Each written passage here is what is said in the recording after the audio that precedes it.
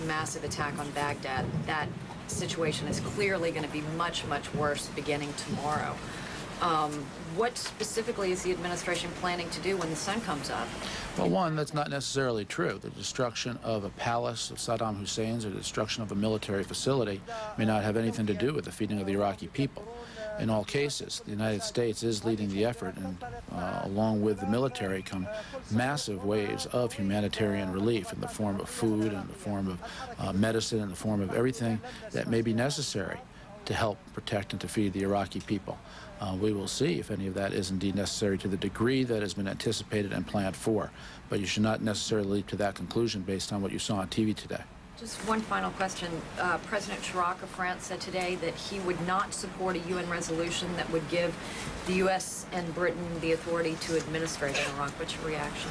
Well, as was said at the statement in the Azores, we will continue to work with the United Nations. The President does believe the United Nations has a role in the future of Iraq and the reconstruction of Iraq. The President would hope that nobody would stand in the way of the humanitarian reconstruction of Iraq. Mark? We're going to go back to Baghdad Live now. As scenes of the damage are difficult to make out, it is just before 10 p.m. at night in Baghdad. But in this most recent hit, we'll get up one of the different camera angles. We hear in the distance the sounds of some ambulances. And as you saw before, if we can get up the other shot, which we may be able to do in a minute there, so much smoke rising. General Joe Ralston, who's here with us, makes the point with all of this smoke over Baghdad, and there's been a lot of smoke, particularly the last two raids, yesterday's raid and then this, when we describe tremendous raid today. One difference between the attacks of 1991 and the attacks now are laser, check me as we go, laser-guided bombs have trouble getting through this smoke, correct? But now the U.S. military has GPS, which is to say satellite-guided bombs that have no difficulty getting through this smoke. They can get right on target. That's correct, and that was one of the reasons that we developed the satellite-guided bomb. One of the reasons we developed the satellite-guided bomb is to get through this kind of smoke. Get through smoke and weather. And the assumption is it's much more accurate under these conditions than would be what we now call the old-fashioned laser-guided bomb. Absolutely, because the laser-guided bomb under these conditions would turn into an old dumb bomb, if you will. Now, as we look at Baghdad again burning, one is reminded that no matter how surgical the hits are designed to be, no matter how precise the weapons, and as General Ralston has just made clear, they're much more precise now. That's not hyperbole, it's not spin, it's a fact that the air bombardment weapons are much more capable of much greater precision now than they were before, that no one can rule out the possibility that some bomb goes astray. Up to and including now, there's been no report from the Iraqis or from anybody else, from the independent reporters, including David Chater, the Sky News man who's filing for CBS News. Nobody has claimed that any of the weaponry has gone astray. Now, in the wake of this very heavy bombardment today, we'll see whether that holds. Now, Dateline Turkey, the confusing Turkey situation gets even more confusing. You will recall that yesterday it was, we thought, and everybody else thought, reliably reported that the Turks had agreed to allow the overflights of their country. Now, Dateline Ankara, Turkey, has not yet opened its airspace to U.S. military overflights, and the Turkish authorities say that they're continuing to talk with Washington. So yesterday agreement was reached. Today they still haven't opened the airspace, and one could make of that what one will. General Ralston, what happens in bombing lulls? Is this part of the plan this time? We had the tremendous hits, what, about beginning maybe 2 hours ago. Then we had a pause. I won't call it a lull, because if you're on the ground in Baghdad, you would hardly call it a lull. You might call it a pause. And then another set of hits. What's the thinking? Well, I think there are two things at play here. If you're trying to put intense pressure on the leadership, then you want to keep them off guard for a long time. You hit them. Just about the time they recover, you hit them again. They recover, you hit them again. That's one factor of why you would like a prolonged series of raids. Another factor is this is a very complex thing. You only saw the cruise missiles and the bombs going off, but think of all the hundreds of airplanes and hundreds of people you have to have behind that in terms of the tankers, in terms of the AWACS aircraft, in terms of the jamming airplanes, and those airplanes need to take a break and go back and hit the tanker and refuel and come back again. So this is a long term. You want to make sure you can do this for a long time, and you have to pace yourself as you do it. So we should not rule out yet an additional strike or strikes on Baghdad. Not saying it's going to happen, but we wouldn't rule it out because there's still a lot of nighttime darkness left over Baghdad. Absolutely right. I have no idea whether there will or won't be, but it's certainly a reasonable thing to expect that there would be additional strikes against Baghdad. Let's go to Byron Pitts, who is at an air base in Kuwait. It can get a bit confusing because Byron, in some ways, well, let's just say it's where Cobra choppers of the U.S. Marines are based, and they are returning from a mission. Byron? Yes, Dan, you're absolutely right. What you're looking at now is a live picture of a Huey helicopter. The Huey returned to base here with 2 Cobra helicopters. The Cobras are attack helicopters, Dan, as you know, used in close air support of Marines on the ground. They can operate anywhere from 50 feet off the ground to 300 yards. Typically, the Huey is a command and control helicopter where the CO, the commanding officer, might stay to monitor what's going on. These 3 helicopters are just returning. They flew in from the north. We know that they've been engaged in missions all day, engaging the Iraqi military, as the military likes to put it, putting steel on target. These are the first choppers to return. Typically, they go out for about anywhere from 10 to 14 hours. Now, these Cobras only operate for about 2 hours in the air, and they go to what are called FARPs, forward air refueling points. Now, because this operation has been the planning, Dan, for close to 18 months, we've been told, the Marines have determined a number of sites. We know the exact number, but we can't share that for security reasons. A number of sites in Iraq from the border with Kuwait all the way up to the outskirts of Baghdad, where they've set up these FARPs, where the Marines go in, the Cobras and Hueys go in, perform their missions in about 2 hours. They land at these FARPs in the middle of the desert, where the pilots are able to refuel their helicopters and also rearm the helicopters. The primary weapons of choice by the Cobras in this fight are the Hellfire missile system, used to take out Iraqi tanks, the TOW missile system, which they use on smaller vehicles. As for the Huey, that support helicopter, Dan, as you know, it first got its service during the Vietnam War. It's the old workhorse of the Marine Corps. It's equipped with a machine gun, a Gatling gun type machine gun that can fire 4,000 rounds a minute. That's typically used to suppress ground forces, individual soldiers on the ground. They call them, these 3 have just returned. We would expect more to be coming in as the hours pass. Dan? Byron Pitts reporting live from a U.S. Marine helicopter base along the Kuwait-Iraq border, and those helicopters are obviously flying into Iraq and looking for targets in there. Now, retired U.S. Army General Buck Kernan is with us here. We haven't talked about the ground war much recently. I want to go to the map. Help me and help our viewers out here a bit. If I may, General, if you put that earpiece in, we're going to need it, I think. Thank you. On the map, we go to the map, at least a 3-prong attack came out of Kuwait 36 to 48 hours ago. U.S. Marines and British ground forces were among those headed toward Basra. They've taken a very small port down here, Basra being the main port. Question, why haven't they taken Basra already? We don't know the answer to that. But the main focus right now is the U.S. 3rd Infantry Division, which has been going up roughly in this direction. Now, the population center, it's not a big city, but El Nasiriyah is roughly in this area. Remember, the Tigris River is over here, the Euphrates River is here. Around El Nasiriyah is where some large-scale, fairly large-scale surrenders of Iraqi forces were expected. There have been some as the 3rd Infantry went up this way, but actual count we do not have.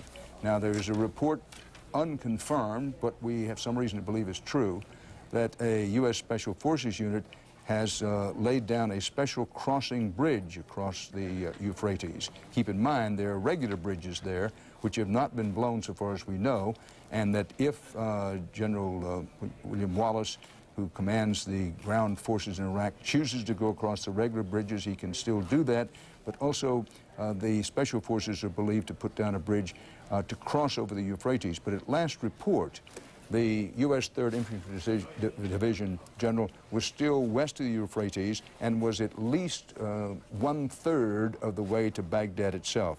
Now,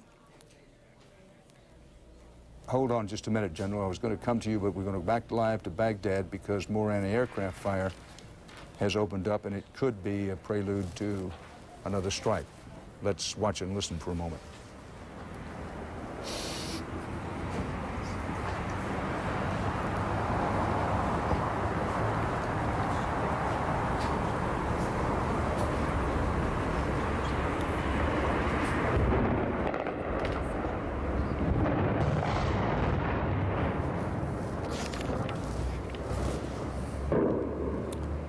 Well, there in the distance is clearly another hit.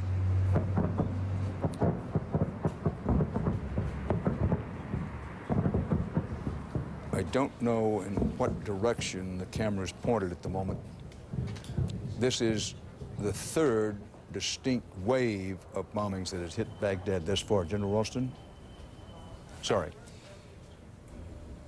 We're just holding on here to see in the distance there. You saw that flash of light? That would indicate probably somewhere near the outskirts of Baghdad. No way of knowing what's being hit at this moment. But keep in mind, anti-aircraft fire, but I think mixed in with another thump or two. Keep in mind that some of the elite Republican Guard forces are...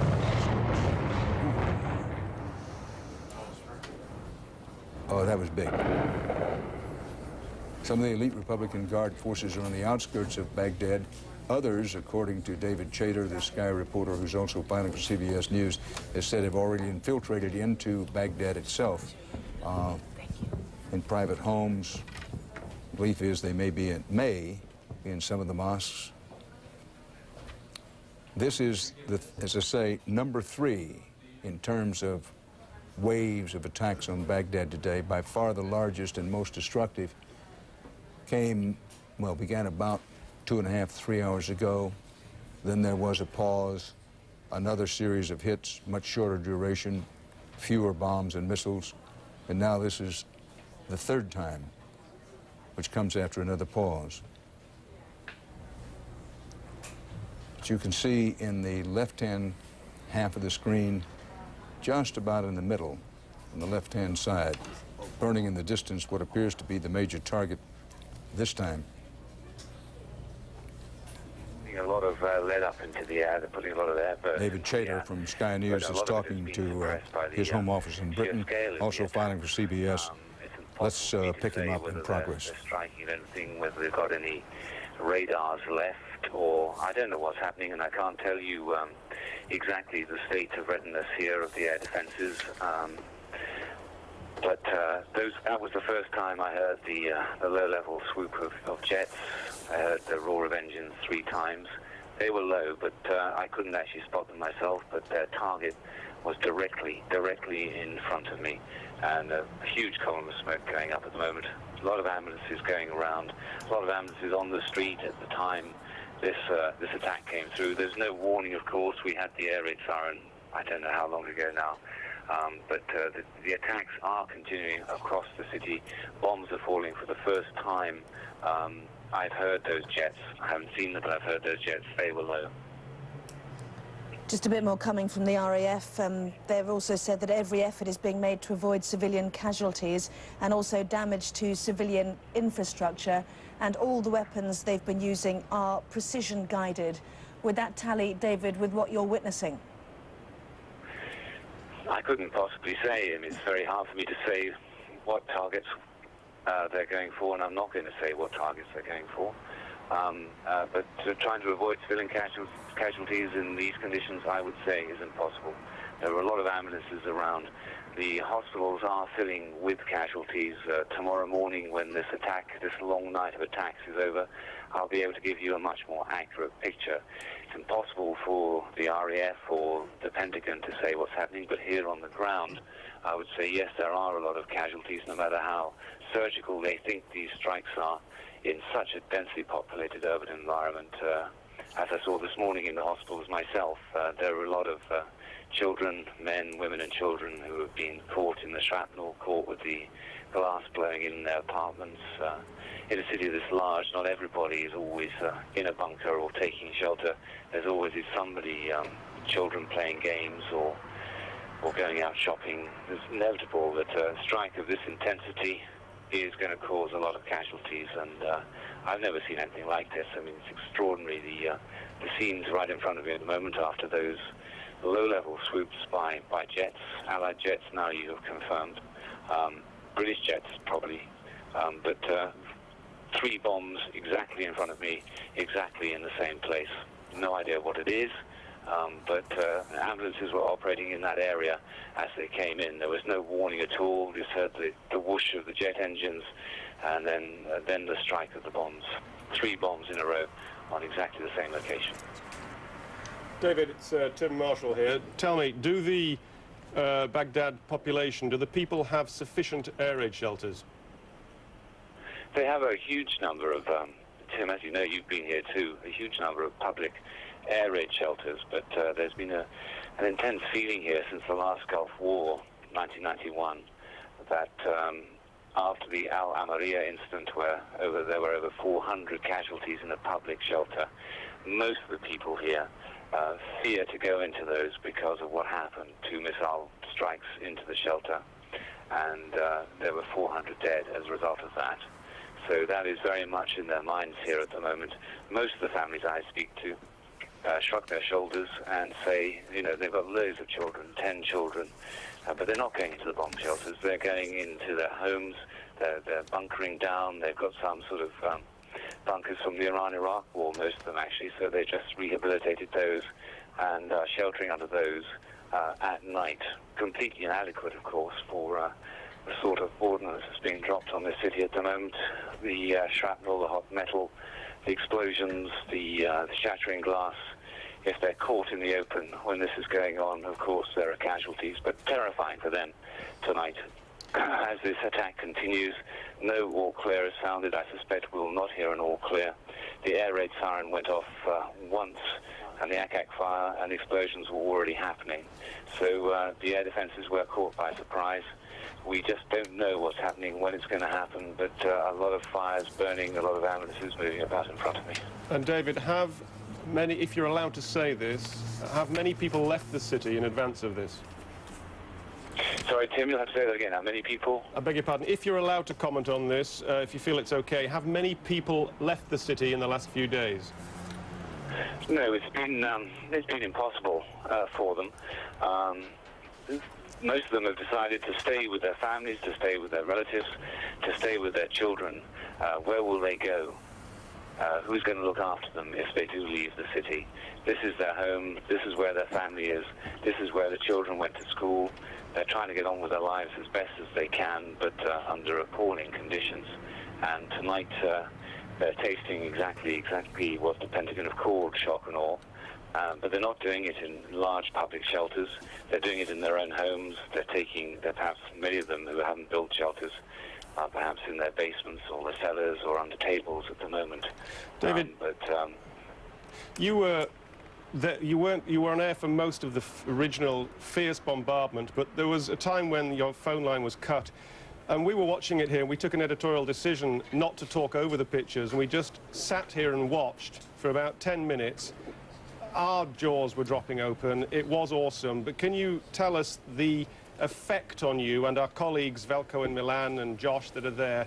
What was it like for you seeing that firsthand? Because even through a TV screen, David, even at this distance, it was shocking and awesome. Yes, Tim. Because there's so much glass around, we've taken basic precautions. We've taped it up. We're keeping the doors open. We're trying to get the images through. We're trying to get the description through. But, You are watching CBS News continuing coverage of America at war. before the shockwave hits you. And we Our coverage continues now with David Chater talking to his home base in London, Sky TV, affiliated with CBS News. Chater has been making the point over the last 3 days that from his vantage point, as best he can make out, that the U.S. Defense Department has been making good on its pledge not to target, certainly not residential areas of Iraqis, but also not to target infrastructure such as bridges, rail lines, roads, that kind of thing. But he's also been making a point in that in a densely populated area such as Baghdad, big, sprawling city of 5 to 6 million people, it's inevitable that when you have these kinds of air bombardments, there have been 2 separate ones today in Baghdad, that casualties are inevitable. And one is reminded that where war is worst is not on the battlefields, where war is worst is in the hospitals, whether you're talking about troops or civilians. Let's pick up again and see what David Chater is saying there. Hit tonight, so I'm afraid you're probably in for more. It's what, 5 to 11 we did see pictures earlier of people on the streets. Well, David Chater's home office is talking to him, and they are speculating that there will be additional hits on Baghdad. There have been 2 today already, 2 to 3 actually today, depending on how you want to count it.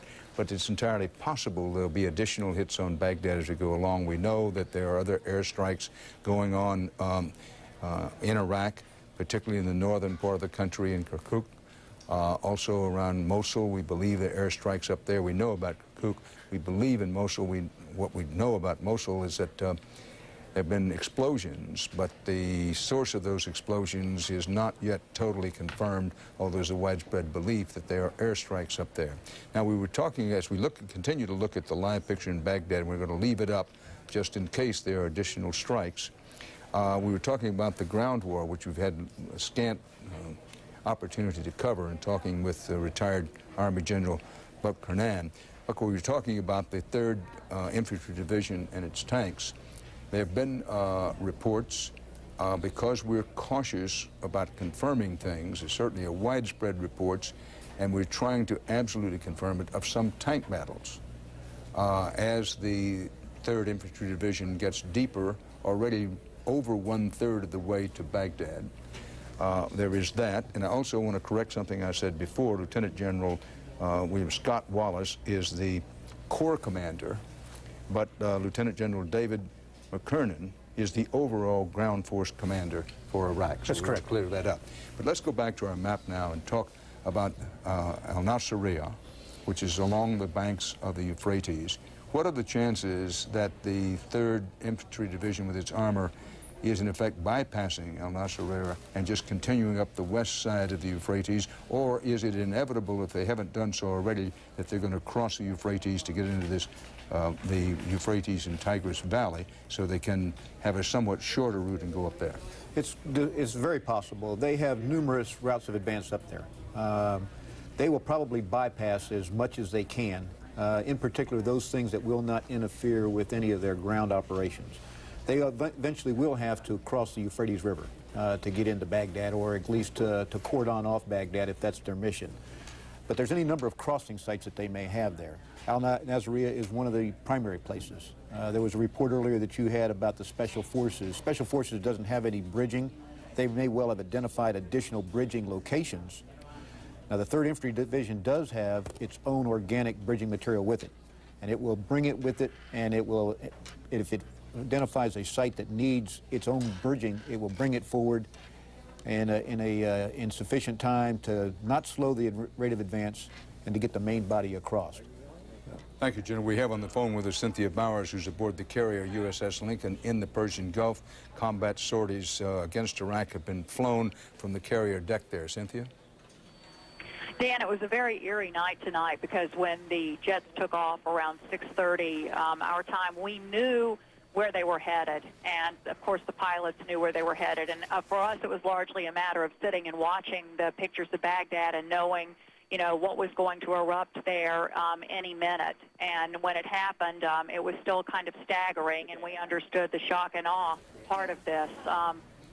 The jets all left Excuse me, fully loaded. Cynthia, It looked like O'Hare. We're going to have to bow away from Cynthia Bauer's report on the USS Lincoln for the moment to say that CBS News coverage of America at War will pick up right at the top of the hour.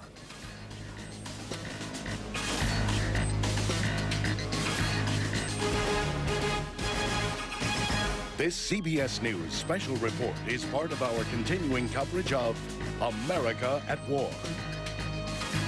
3 o'clock in the East, USA, 11 p.m. in Baghdad.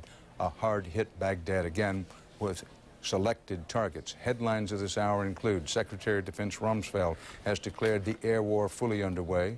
He predicts Saddam Hussein's regime is, quote, history. The U.S. much talked about, quote, shock and awe attack has been underway for about 2 hours now, and in many ways it has been awesome to behold. Warheads have slammed into Baghdad, hitting parts of the presidential complex, among other targets.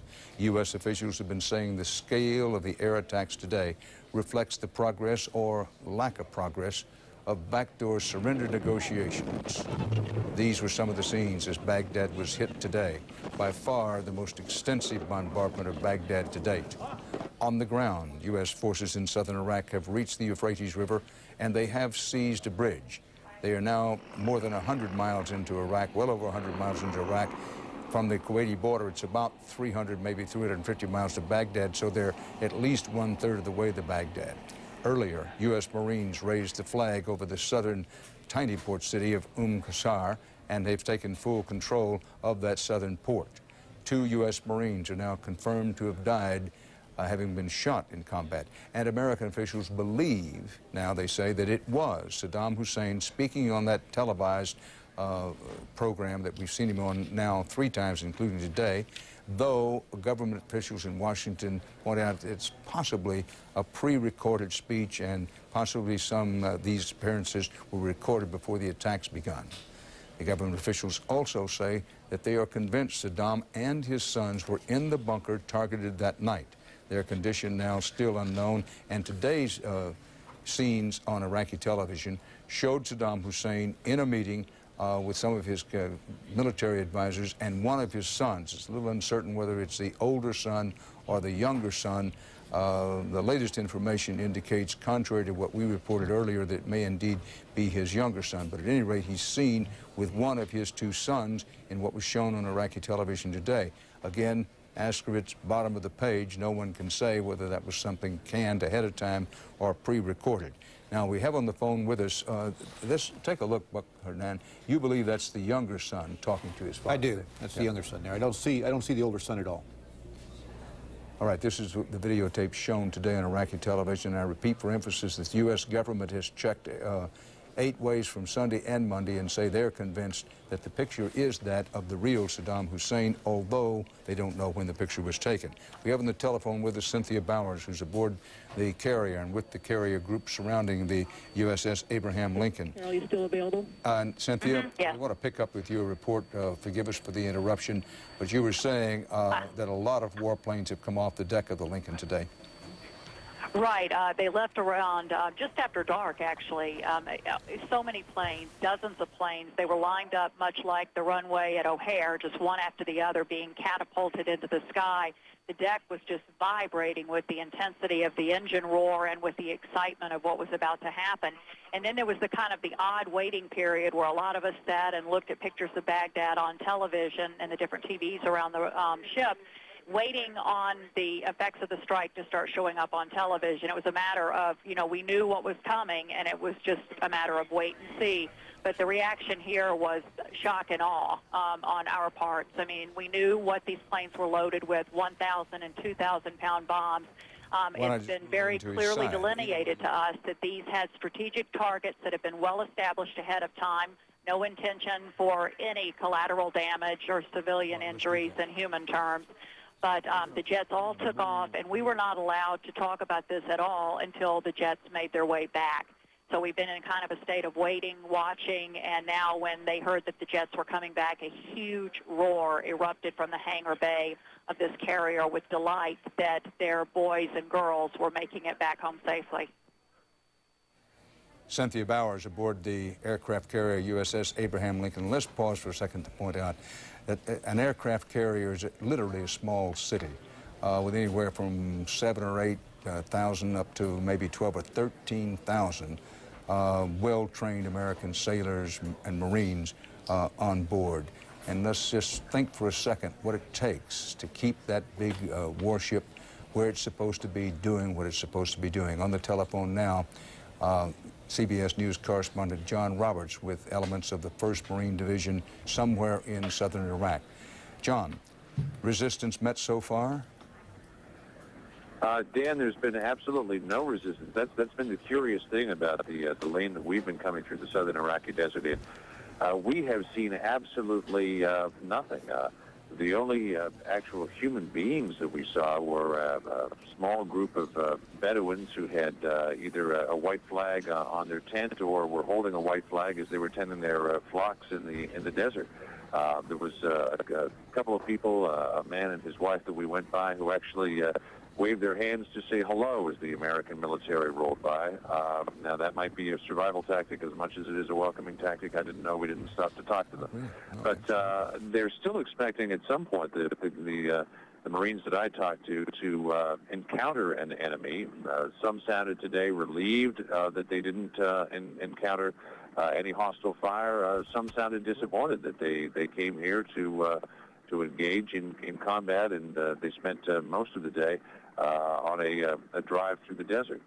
Earlier today, we were on the roll through the southern Iraqi desert. John Roberts reporting with the Marines. Here's in the southern Iraqi part of what was desert. recorded earlier. I'd like to just kind of show you the type of conditions that the troops are dealing with. Harold Gillisburg. Take a look at the front of our vehicle. Here's a camera at the front of our vehicle. The choking dust of this desert, the sand is a consistency almost like talcum powder. And you can see that it just completely obliterates your line of sight, and it makes driving very, very difficult. Kirk Spitzer, who is our able driver there, who you can see right in front of me, did a tremendous job getting us up to the border last night and doing another great job today driving in this choking dust. At one point last night, we thought that we had fallen off of the main column, but Kirk managed to get us right back on. If you want to take a look at what's happening at the back now, again, the dust is sort of choking this. We'll clean this off as the day goes on, but there's the rest of the column that's coming behind us. Now, looking off to our side here, let me pick up our remote camera here, if I could. We seem to see a line of vehicles off to the left there. It's a line of camels. Through the smoke in my aging eyes, it's difficult to tell what's what. But there is the ship of the desert out there to the side. Some of what we're seeing as we travel through the desert here. The one thing that we haven't encountered, and it's been kind of unusual, is there have been no opposing forces that have been sighted so far. Now, obviously, we have some lead elements of this battalion that are roaming far in front of us, who are making sure that all of the lanes are cleared. But so far, there's been absolutely no sight of any Iraqi forces. I have to say that there was heavy bombardment last night. They were just pounding these units. The 18th Division, the 51st Division, with artillery and shells were falling at the rate of 1 a second at a 30-minute barrage. Then they take a 30-minute break to rearm, and then they'd be back at it again, a shell a second for another 30 minutes. We saw them from our pre-positioning point just south of the berm that marks the northernmost point of the Kuwaiti border. We saw them dropping bombs all night long. There's a hill to the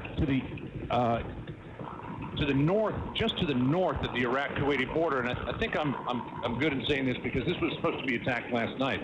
It's called Safwan Hill. It's an observation post. It's a listening post, and the U.S. military. Changing again here to we've got our camera up and a helicopter up in the sky there, as you can see. But the U.S. military wanted to take away the Iraqi military's eyes, and so what they did was they dropped at least 20 JDAM bombs, these joint direct attack munitions with the GPS guide, and a bunch of napalm on the top of that hill. They said that the elevation of the hill was 441 feet when they started. It would be 421 feet when they finished. They plan to take 20 feet off of the top of that mountain. And the reason why they dropped the napalm was they said that they wanted to send up a signal flare so that the 51st and the 18th Iraqi divisions could see that from a long way off, know what they were up against, and the U.S. military's intention with that was to encourage them to lay down their weapons. They're trying as much as possible here to minimize Iraqi casualties, to minimize the possibility of American casualties by trying to convince these divisions to surrender. Now, from time to time during the day, we heard word passed back through the column that there were Iraqi prisoners who were coming up to the column to surrender. But again, it just turned out to be Bedouin families, farmers who wanted to just show the white flag. Obviously, they got the message from the leaflets that the United States military has been dropping over southern Iraq for the last month or so, saying if you encounter U.S. forces, here's how to comport yourself, hold a white flag above your head, show the forces that you're not hostile, and they will either pass you by or they'll stop and talk to you. The column that we're with moves so quickly through the desert that they really don't have time to process prisoners of war. So if someone comes out with a white flag, they'll identify them. Sometimes the scouts that are on the back of the light armored vehicles will dismount just to check to make sure that it's not a ruse or as part of an ambush. They'll check to make sure that the situation is safe. Then they'll pass word back to the main division to say we've got some people who want to talk to us about either surrendering if it's a prisoner of war, or want to talk to us about safe passage if it's a Bedouin or a farmer, and would you please talk to them when you come through. We have been stationary for about the last 3 hours or so. We're expected to move out very soon. There's a particular strategic location that I can't mention that they're hoping to achieve, a strategic objective that they're hoping to achieve later on tonight. So we are expecting to be moving out very soon. Just back to the irony, Dan, if I could, of rolling through the same area as one of the major battles of the first Gulf War was fought in. We saw plenty of carcasses of tanks and other armor, but that's all from 12 years ago. Literally none of it from yesterday, Dan. Roberts, John, I know you can't talk about specifically where you are, but we're having some difficulty, and I think viewers are, of knowing in what direction you're headed. Is this Marine unit headed for Baghdad? Is it headed for that target in some other direction that you can't specify? Give us some sense of to where you are moving.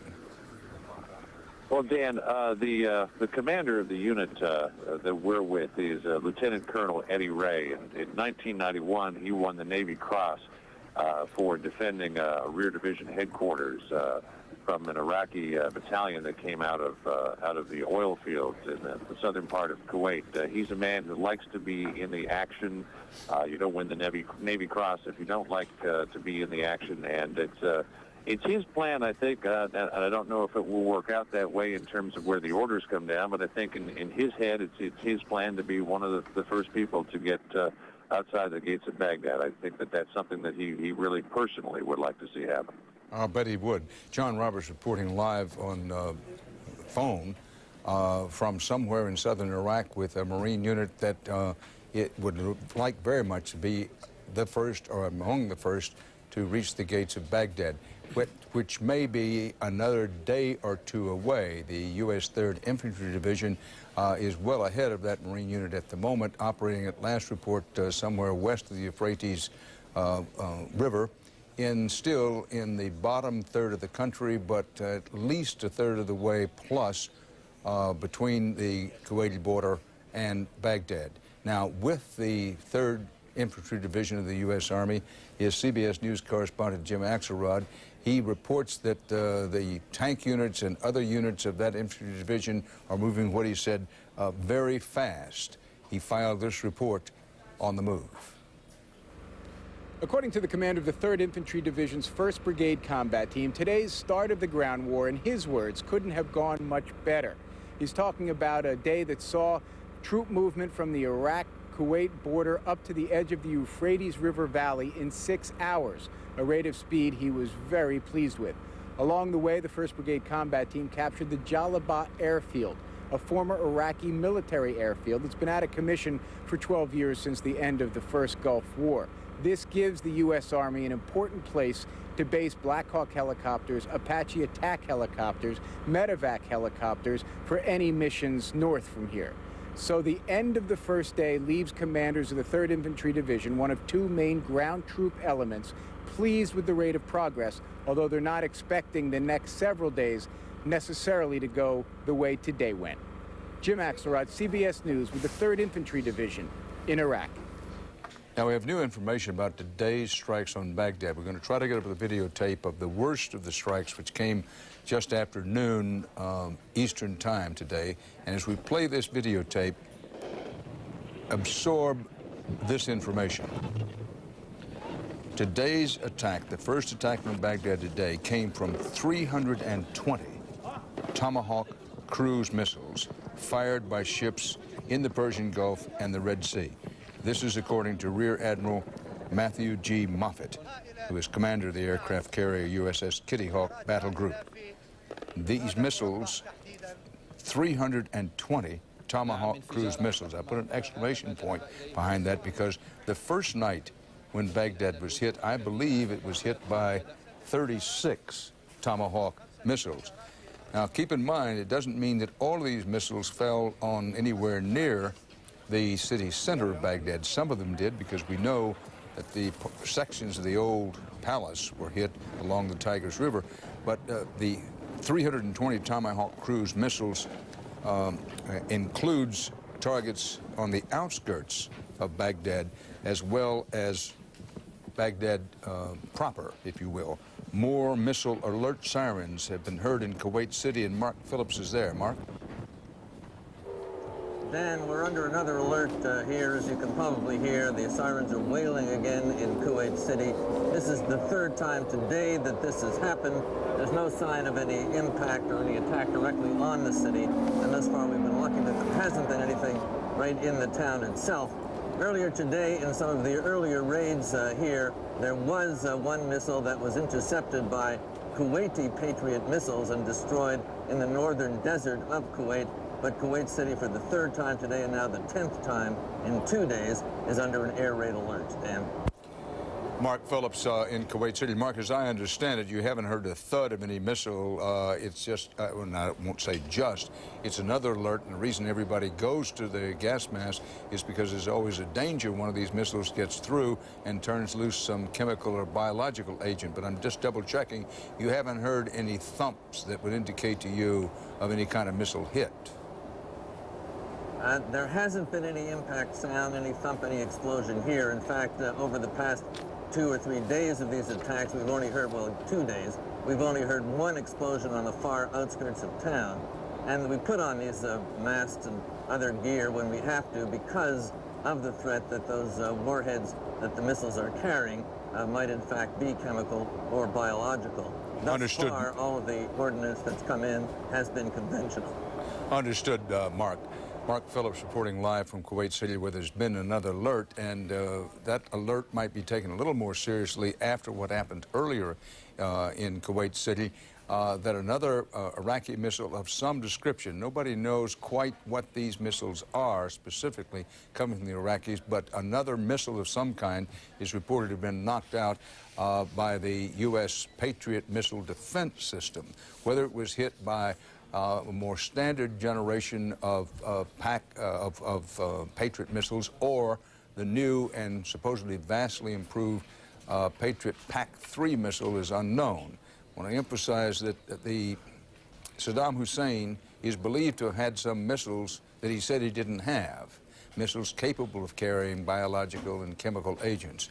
The most recent speculation has been that maybe some or all of these missiles he's throwing at Kuwait have been bought from the Chinese or some intermediary, Chinese silkworm missiles, but you have to put all that under the heading of speculation. Now, what's believed to be all clear sirens have sounded in Baghdad after 3 series of airstrikes today. We'll show you the live picture of Baghdad and let you listen for a second. I think the all clear sirens have sounded. Now, that doesn't mean that there aren't going to be and can't be more attacks on Baghdad as the night goes along. It's just past 11 o'clock, not even midnight yet in Baghdad. There's a lot of nighttime to come in that city, but what are generally considered to be all clear sounds, at least for the moment, sounded in Baghdad a short while ago. Arizona Senator John McCain, United States Senator, joins us from Capitol Hill. Senator McCain, thanks for being with us again. What can you tell us about what you've learned about the progress of the war? Well, we've learned, Dan, that it's going exceedingly well. In some respects, exceeded our best expectations, emphasizing, of course, that we have a long, long way to go. But the fact that we've been able to secure the southern oil supplies, both preventing dumping oil into the ocean and also minimizing the fires as we gain control of the oil fields in southern Iraq, and the largely unimpeded progress of our movement toward Basra and north, I think have all been very optimistic scenarios. Again, we've got a long way to go. We don't know what the Republican Guard is going to do. We don't know the impact of this latest shock and awe, if that's what we are now calling it. But overall, I think it's exceeded our expectations. We're keeping our fingers crossed, and we grieve for the loss of the young Americans and British soldiers who have already sacrificed. Senator, an admiral says that 320 Tomahawk cruise missiles were fired by ships in the Gulf, Persian Gulf, and the Red Sea in the attack today on Baghdad. That's a lot of missiles.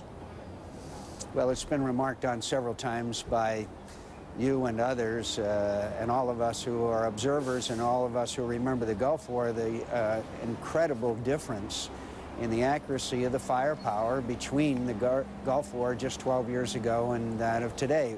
We saw the first manifestation of that accuracy in Afghanistan. Now we're seeing it on display again. It's really remarkable, the preponderance of pinpoint accuracy that we now have, and the tremendous increase in effect it can have on a battlefield scenario. Somewhere Billy Mitchell is smiling. Barry Mitchell being the legendary proponent of air superiority. Senator, who was court-martialed for his views, as you remember, as you recall, Dan, from reading the history of this great visionary. I'm sorry to report, Senator, I am old enough to remember that, as a matter of fact. Senator, we're going to move on to some other elements. I do appreciate you being with us. You know, you get briefed. Is Saddam Hussein alive? If he's alive, is he wounded? What's your best available information? You know, we don't know. You hear different things, everything from him being alive to being carried out on a stretcher to being killed. So there's just no definite information on that. But what has happened, Dan, and as we all know, is that there has been a disconnect in command and control from Baghdad. Whether that was caused by his incapacitation or the incapacitation of others, or just happened, is hard to know. But the breakdown in command and control from Baghdad has been beneficial in places all over, particularly in southern Iraq, where we are concentrating a lot of our effort. Senator John McCain of Arizona, hero of the Vietnam War, thanks again for being with us. We're going to go to Jim Axelrod again. This time he is at the edge of the Euphrates River Valley.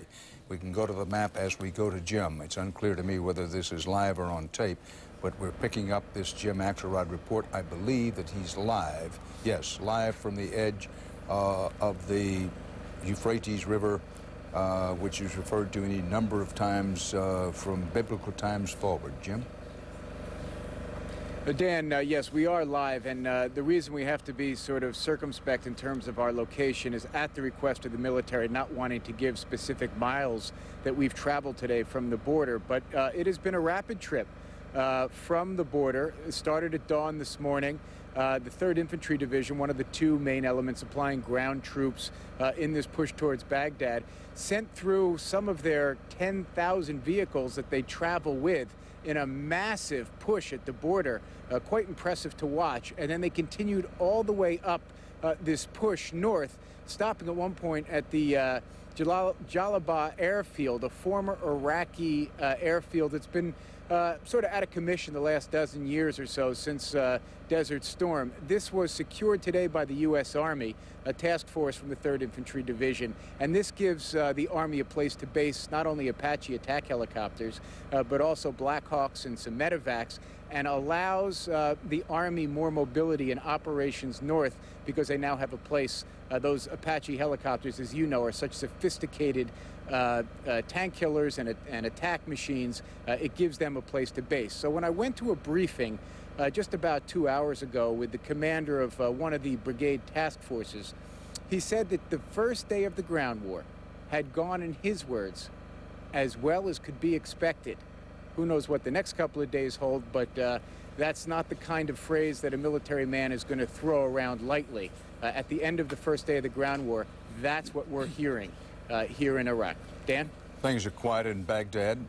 The emphasis for the moment, the storyline of the hour, is on the ground movement, the rapid advance of the U.S. Army's 3rd Infantry Division.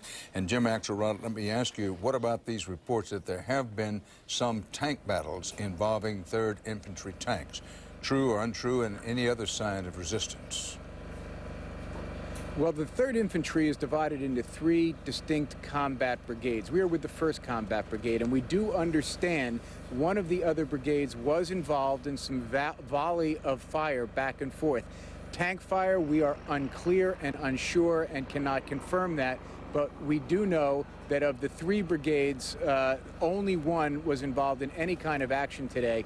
Very quiet day with the 1st Brigade, not only in terms of not seeing any Iraqi opposition, but also in terms of prisoners of war, less than 10, the commander tells us. So whether or not one of the other brigades was involved in a tank battle and just how significant is still unclear, because they are spread out over a rather large area, and we're just not with them, Dan. We're looking at a picture in southern Iraq taken earlier. That was a piece of potential bridge crossing equipment I think we saw. And that may be a Patriot missile. It looks like it is. Keep in mind that the Patriot missiles will go along with particularly a huge U.S. force such as these tank columns and Bradley fighting vehicles as part of the 3rd Infantry. So they're taking the Patriots with them. The Patriots will be set up to help defend this force as it goes along.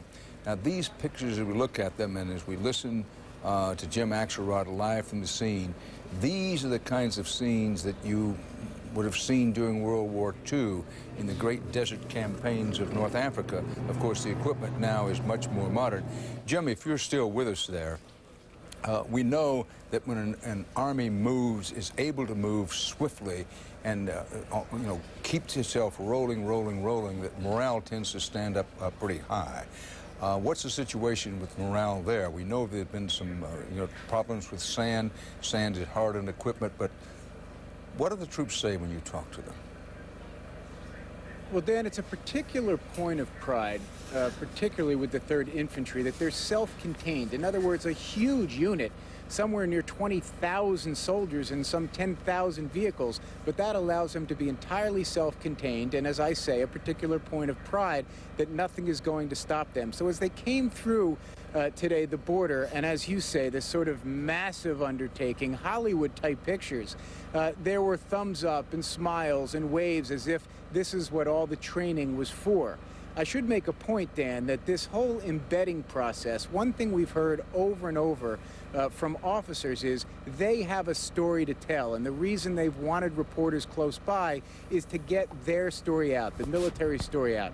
They couldn't have asked for any better picture to illustrate the story that they want to tell than this huge movement of troops, soldiers, vehicles that we saw at dawn this morning. As I say, an impressive sight, and exactly the reason that the military wanted the cameras there.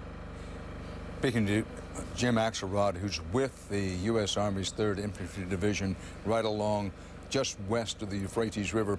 While traveling north, Jim, and I keep keeping in mind how quickly the unit has traveled, any flashes of light on the horizon that would indicate airstrikes or artillery fire? Well, we may have lost... no, Jim, go ahead. Rocket fire. Yeah, earlier tonight, Dan, we saw some rocket fire, multiple launch rocket, and it was different than last night, the real big ones that we saw and reported on. This was sort of more standard, and it was just several small volleys, I'd say 2 or 3, and this was about, I'd say 3 hours ago. But other than that, Dan, we really, I must stress, the reason today progressed, in the words of the commander we talked to, as well as could be expected, was because they encountered no resistance, or very little resistance. Jim, if you will, I hate to interrupt you, but we need to take a slight break. If you can hold on there, Jim Axelrod reporting live with the 3rd Infantry Division.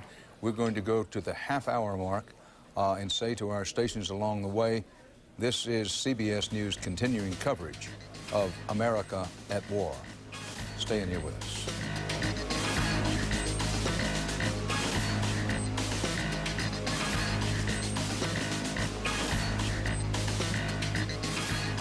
Hey, baby, right now your local Ford dealer is a total primetime player. It's Slam Bam Jam on a whole lineup of Ford Surfer Turfers. Hey, you wouldn't need X's and O's to know what's going on.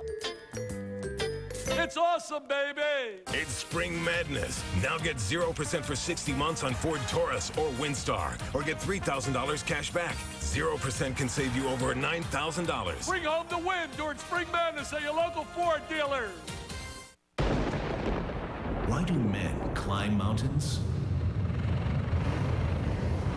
Because they can. And now you can climb mountains like never before thanks to Arctic Cat's Down and Dirty Sales event. Prices are down, way down. Payments are down, interest rates are down. And your down payment isn't down, it's out. And during our special Down and Dirty Sales event, we'll throw in a worn winch valued at $399 for only $69. Get down to your Arctic Cat dealer and prepare to get dirty. Arctic Cat, more to go on.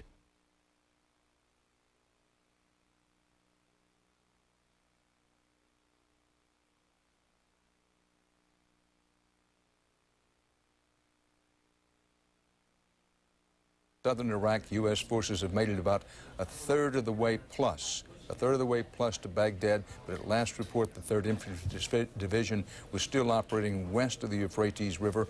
Whether they will cross that ancient and storied river or not remains to be seen. They're making their way up the Euphrates River.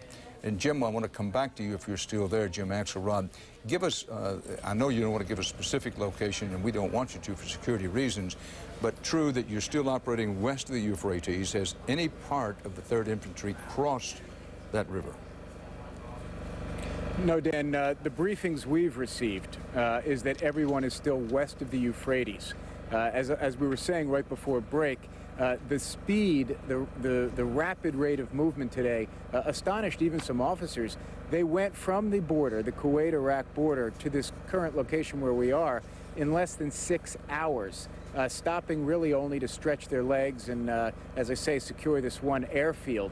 But it was really an unimpeded and very rapid move. Southern Iraq, of course, was an area in which a lot of troops were thought to have been pulled back further north, more toward Baghdad, and that was certainly reflected in everything we saw today. The biggest problem that the military faced was just the sand in the desert and the wind, and making sure that you could get a lungs full of good air. That was really the biggest problem for most of the troops today.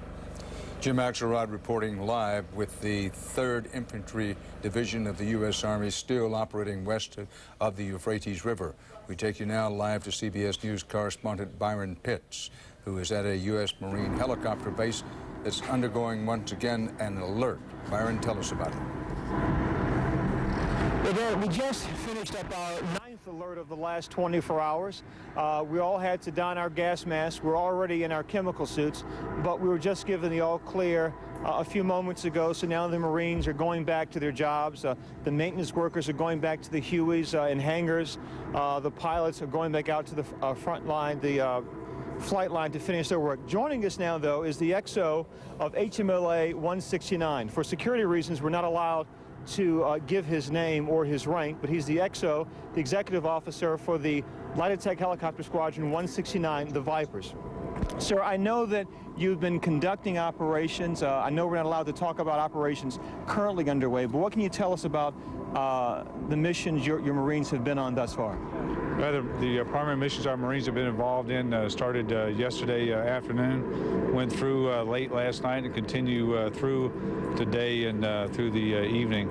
Our primary operations have been support of 1st Marine Division in the southeastern portion of Iraq, as well as the 1st UK Division in the southeastern region as well.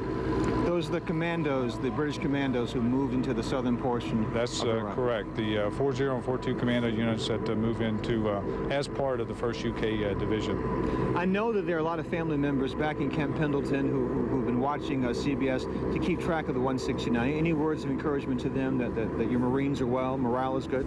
Well, everything is going well so far. We've had some challenging times. The Marines have been very deliberate and focused on the mission at hand now.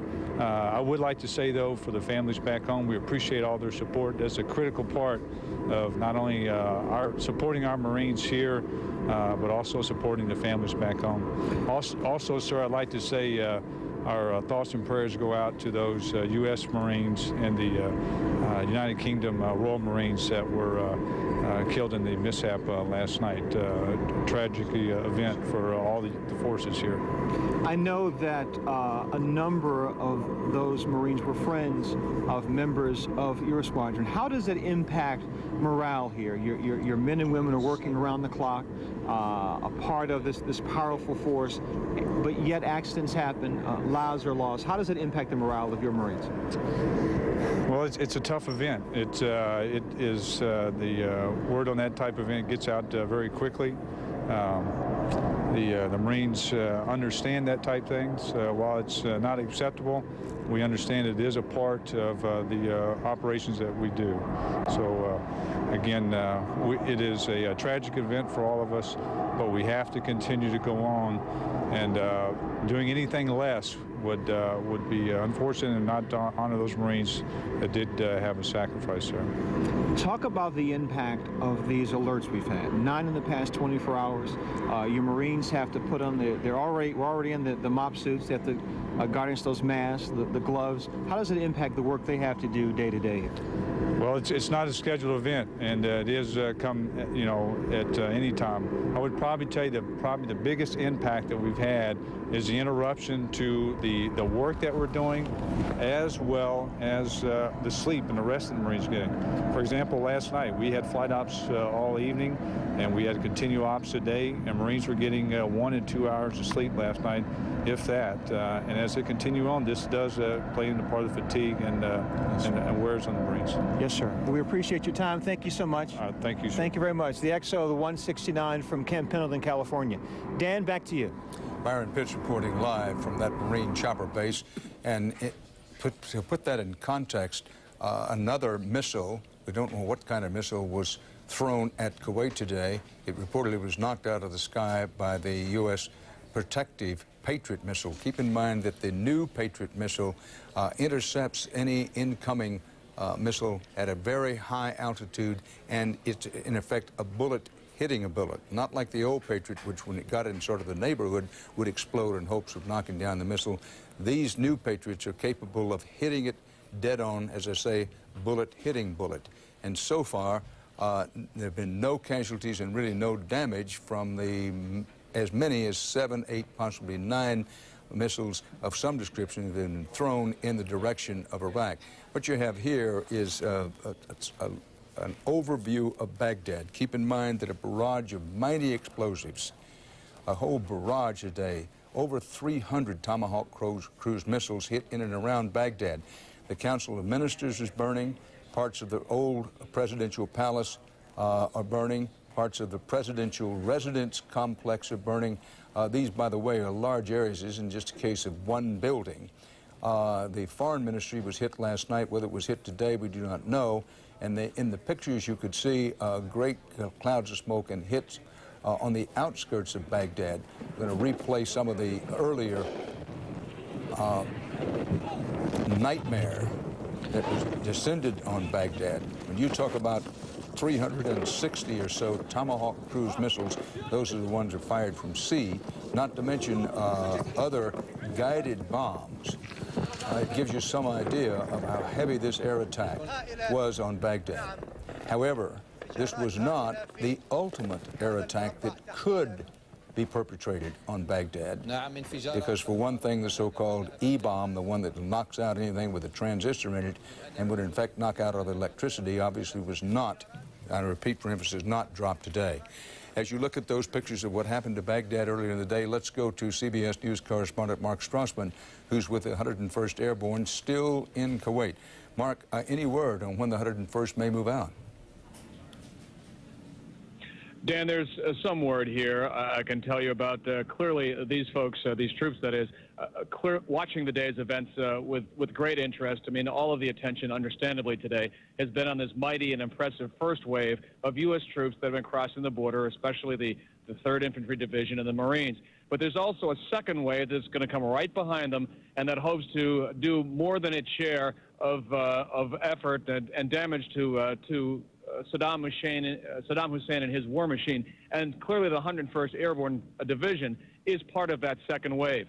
So today what you have is troops here getting themselves together, getting their gear together. They separate their main duffel bag, which they will not need, and they put that in one truck, and on the other trucks that will go with them will be their rucksack that has most of their necessary belongings, and then a war bag too. And all of that is something that is happening tonight and tomorrow as these troops with the 1st Brigade of the 101st Infantry Division here get set to move on to the next phase of their battle plan. Again, they have been watching today with great interest because whatever happens to the 3rd Infantry Division gives them a